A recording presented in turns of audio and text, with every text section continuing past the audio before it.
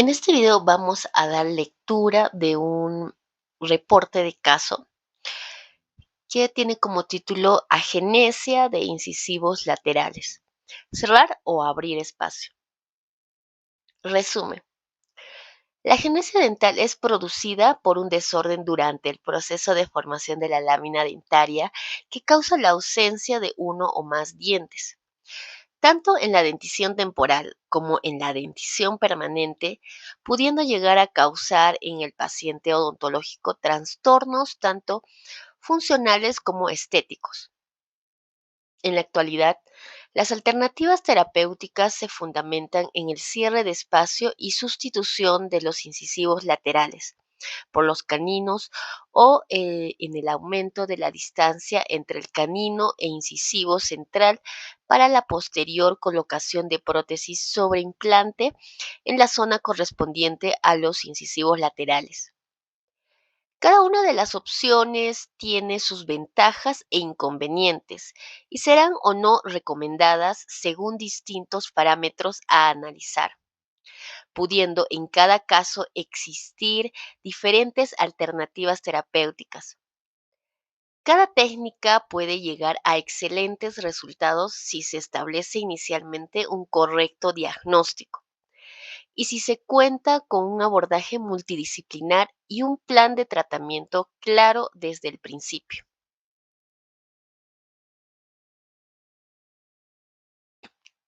El término anodoncia se utiliza en aquellos pacientes con ausencia total de su dentición. El término oligodoncia se refiere a la falta de 6 o más piezas dentarias, sin incluir los terceros molares. Y el término hipodoncia hace referencia a la ausencia de hasta 6 piezas dentarias, sin incluir los terceros molares. Según Brook, en el 2009, estas anomalías dentarias no tienen una etiología definida y son causadas por la interacción multifactorial entre factores genéticos, epigenéticos y ambientales que actúan durante el desarrollo y formación de los dientes con diferente expresión fenotípica. Asimismo, este componente multifactorial tiende a explicar las distintas causas, aparte de la genética, que es la agenesia dental, que en la agenesia dental encontramos.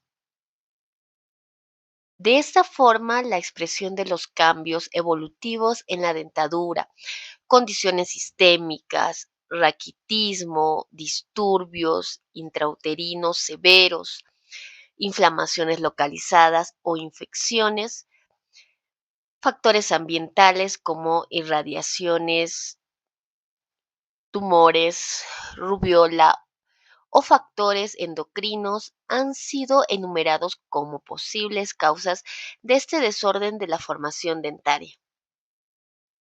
Al revisar la literatura, es posible encontrar distintas opiniones según los diferentes estudios en los que se refiere a la localización de agenesias, destacándose con más frecuencia aquellas que afectan a los incisivos laterales superiores y los segundos premolares inferiores, sin incluir los terceros molares. Las agenesias de los incisivos laterales superiores tienen una incidencia que varía según el tipo de población, encontrándose en dentadura permanente entre un 0,8 a 4,25% y según el género, ya que conforme a algunos estudios presenta cierto dimorfismo sexual con una proporción hombre-mujer de 3 a 4. Además, este tipo de agenesia suele aparecer con más frecuencia de forma bilateral, asociándose en la mayor parte de los pacientes la agenesia unilateral a la presencia de un incisivo contralateral de forma conoide, mientras que en las agenesias de otros dientes la forma unilateral resulta ser más común. La agenesia de incisivos laterales constituye un problema considerable tanto desde el punto de vista funcional como estético, siendo por una parte una causa importante de maloclusión, ya que si no se es tratada, ya que si no es tratada, suele desencadenar un desequilibrio oclusal que genera trastornos funcionales y periodontales. Por otro lado, la alteración estética derivadas de la ausencia de una o más piezas en el frente anterior puede considerarse un problema adicional con, con frecuente connotación en la autoestima del paciente. Las opciones terapéuticas para resolver casos donde el paciente presenta agenesias de laterales superiores son fundamentalmente dos. La primera opción es el cierre de espacio con la sustitución del lateral por parte del canino y el posterior retoque estético de forma. La segunda opción es la apertura de espacio con la secundaria rehabilitación mediante prótesis fija sobre implante. Ambos tratamientos necesitan un enfoque multidisciplinar y consensuado por parte del ortodoncista, del periodoncista, cirujano y prostodoncista con el fin de escoger el tratamiento idóneo e individualizado según cada paciente. Los autores Kokich y Kinsen destacan 6 factores a considerar antes de tomar cualquier decisión terapéutica que engloban las diferentes opciones de tratamiento en relación a sus diferentes abordajes, teniendo en cuenta los factores individuales de cada paciente. Estos 6 factores incluyen la presencia de la maloclusión, el perfil, la forma y el color del canino, la posición labial y la sonrisa gingival, el espacio protético y la estética de los tejidos blandos, la edad y el crecimiento óseo. La presencia de maloclusión es la primera piedra angular que incide en la decisión de cerrar o abrir espacios. El análisis oclusal se centra principalmente en la clase molar o premolar de Angle, en la presencia o ausencia de apiñamiento en ambas arcadas y en la relación entre los sectores anteriores, resalte y sobremordida. Dos son las situaciones maloclusivas que admiten el cierre de espacio con sustitución de los laterales por los caninos. La primera es la clase 2 de Angle sin apiñamiento en la arcada inferior. En estos pacientes se recomienda mantener una relación molar de clase 2 y los primeros premolares serán mesializados al lugar de los caninos. La segunda situación corresponde a una clase 1 de Angle donde existen bastante apiñamiento en la arcada inferior, que nos obligue a realizar extracciones, en cuyo caso se mantendrá la relación molar de clase 1. Por otro lado, son otros dos tipos de oclusión que predisponen más a la apertura de espacios y reemplazo de los laterales por prótesis sobre implantes, como es el caso de la clase 1 de Angle, donde el paciente se encuentra en una buena relación molar con ausencia de apiñamiento en la arcada inferior, y en el caso de la clase 3 de Angle, donde se requiere una proinclinación de los incisivos superiores. En este último caso, debemos mencionar que algunos autores como Rosa y Sanderson consideran como una alternativa terapéutica el cierre de espacios seguido de una cirugía ortognática con avance maxilar. El perfil es otro parámetro a tener en cuenta a la hora de elegir el tratamiento más adecuado para el paciente con agenesia de laterales superiores. En general, un perfil equilibrado y recto es el ideal. Sin embargo, cuando el paciente presenta un perfil ligeramente convexo, puede ser conveniente el cierre de espacios, mientras que si el paciente presenta el perfil cóncavo, una protrusión mandibular o un mentón más prominente, estos serán mejores candidatos a la apertura de espacios con el fin de mejorar el perfil facial. La posición labial y la presencia de sonrisa gingival son aspectos que debemos tener en cuenta a la hora de tomar una decisión terapéutica. La excesiva exposición de encía durante la sonrisa suele ser causada por un crecimiento vertical excesivo del maxilar o secundario a una hipotonicidad labial. Y en estos casos se suelen dirigir la terapia ortodóntica al cierre de espacio, ya que al final del tratamiento suele ser necesaria una gingivectomía para armonizar los márgenes gingivales. En el caso de abrir espacios, será fundamental tener un minucioso manejo de los tejidos blandos mediante dientes provisionales para que el perfil de emergencia del implante sea lo más estético posible. Otro aspecto importante es el espacio protético y la estética de los tejidos blandos. Para ciertos autores existen tres métodos en la determinación de la cantidad de espacio necesario para reemplazar el incisivo lateral en casos de apertura de espacios.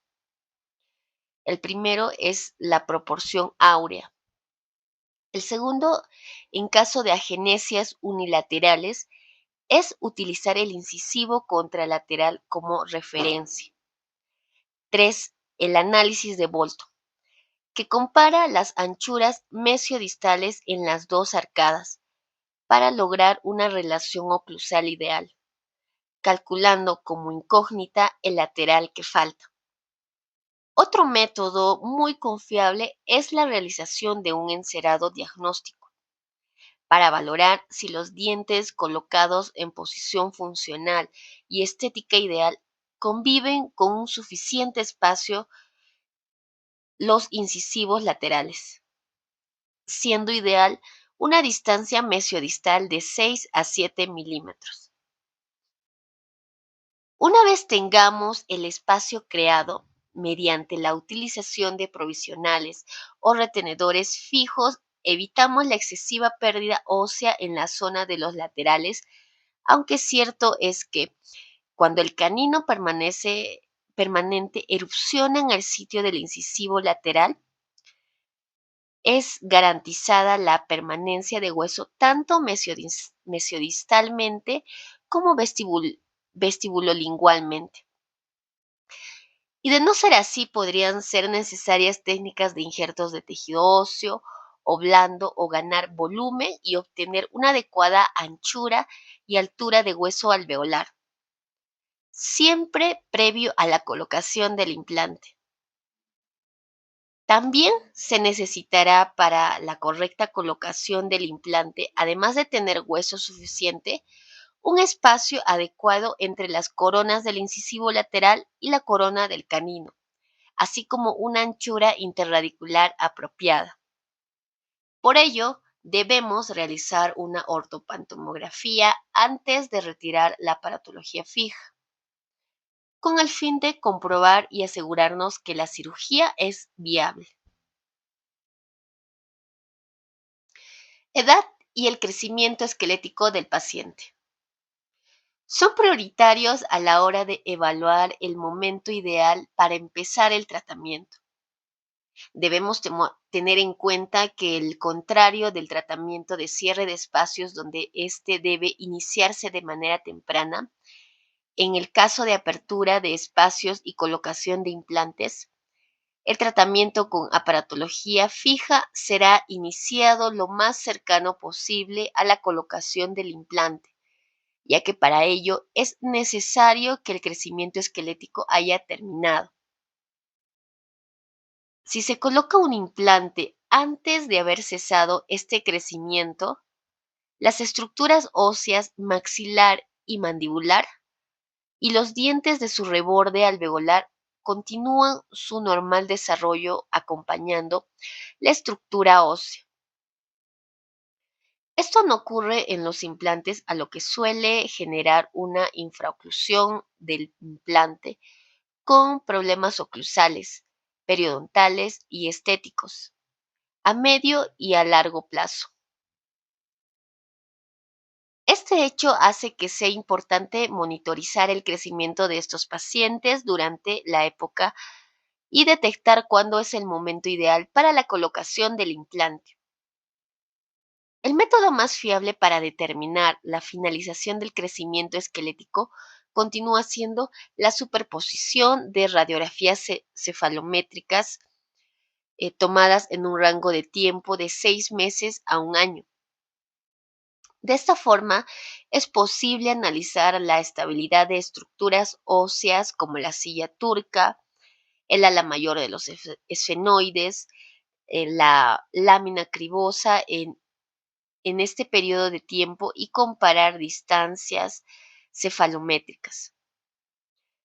Cuando superponemos dos radiografías y no se observan cambios numéricos ni de crecimiento esquelético, el implantólogo tiene luz verde para proceder a la colocación de implantes.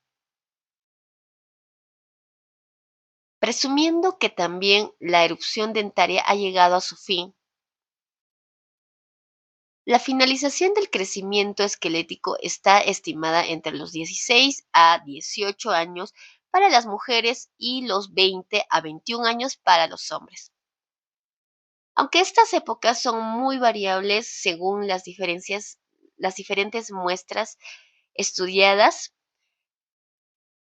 en relación a los conceptos analizados, vamos a enunciar a través de la siguiente tabla las líneas, guías y las indicaciones de cada opción de tratamiento cuyo objetivo es facilitar la toma de decisión terapéutica cuando se nos presenta un caso de agenesias dentarias. La elección de una opción u otra implica valorar las ventajas e inconvenientes, así como las indicaciones de cada tratamiento, pero sobre todo radica en la individualización de cada caso, donde se deben analizar los diferentes parámetros mencionados a lo largo del artículo, como son la oclusión del paciente, el perfil, la forma, el color del canino, la posición labial y la sonrisa gingival, el espacio protético y la estética de los tejidos blandos, ¿no? Y por último, el crecimiento del paciente. Esto hace que exista consenso en la literatura en el hecho de que, aparte de la ortodoncia, es imprescindible un enfoque multidisciplinar entre las distintas ramas de la odontología, como son la estética, la periodoncia, la prótesis, la cirugía, para idear un plan de tratamiento adaptado a las necesidades individuales del paciente, con el afán de obtener resultados óptimos, tanto estéticos como funcionales. Apertura de espacios. Esto se da cuando o se da en pacientes adultos. Se realiza ese tipo de procedimientos cuando los pacientes son adultos. Cuando los espacios generalizados, hay espacios generalizados en la arcada superior. Hay ausencia de maloclusión que justifique el tratamiento ortodóntico. En ausencia de sonrisa gingival, encía no visible. Clase 3 esquelética, donde el crecimiento maxilar sea menor. Clase 1 con ausencia de apiñamiento. Verticalización de los incisivos superiores. Estrechez de la cresta alveolar. Forma, tamaño o color del canino y premolar inadecuados. Mayor coste económico y biológico. ¿Cuáles son las ventajas? Es mantener la relación oclusal en los sectores posteriores. Tratamiento ortodóntico sencillo y de menor duración. Desventajas es la dificultad de alcanzar resultados estéticos óptimos con la colocación del implante y el manejo de los tejidos blandos.